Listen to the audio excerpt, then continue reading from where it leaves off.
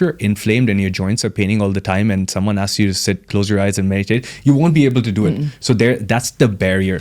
Biohacking, the nutrition side of biohacking, can have a look at that and be like, okay, perfect. If you just fix these things, you might not be inflamed. That means then you're able to sit in a posture for some time.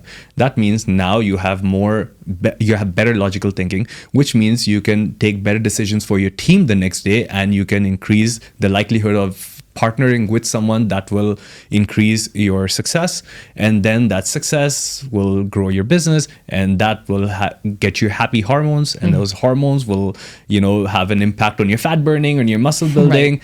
In your life, you become a better person. You're being reinforced for doing something so positive right from the beginning, whether it's putting your phone on airplane mode or like standing in front of red light.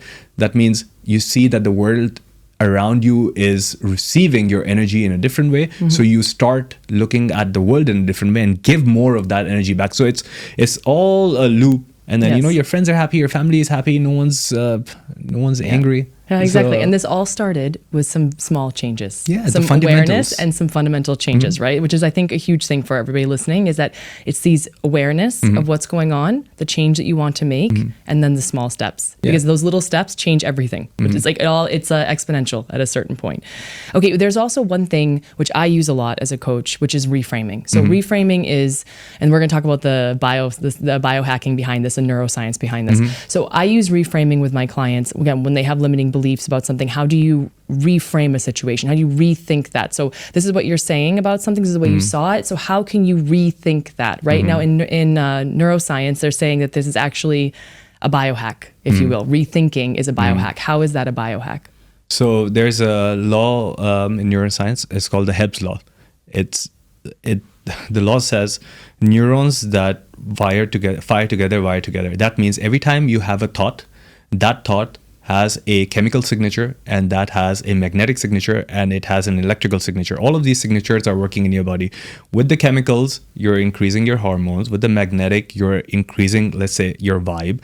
And with the electrical, you are changing the way your muscles are contracting, the way your eyes are looking at things. So everything in reality came from a thought, right? Like we heard someone back in the day was talking to like 100 people and he couldn't get his voice to the last person, and they say, hey, if I could just build some, or if there was a device or there was something, a tool which can take my voice and then get it to the 100th person, it would be really cool. And then someone maybe came up with the loudspeaker, and then they came up with the microphone, and now we have the wireless microphone, and now we can reach to millions of people. So anything in reality comes with a thought. Your thought is one of the most powerful things you have.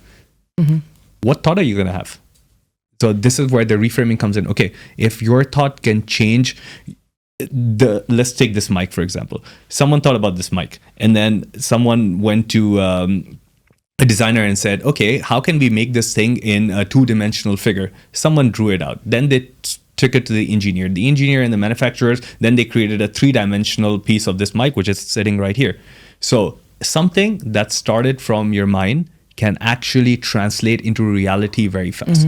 That's why I guess this reframing, like everything in universe is coming from the thought. It's coming from our thought. Yeah, absolutely. So thoughts are very powerful. Choose them wisely. And I tell people, like, you're the director of your own movie. You basically, it's you choose. You want to have a very dramatic and a crazy movie, or you want to have a very happy ending, happy subject.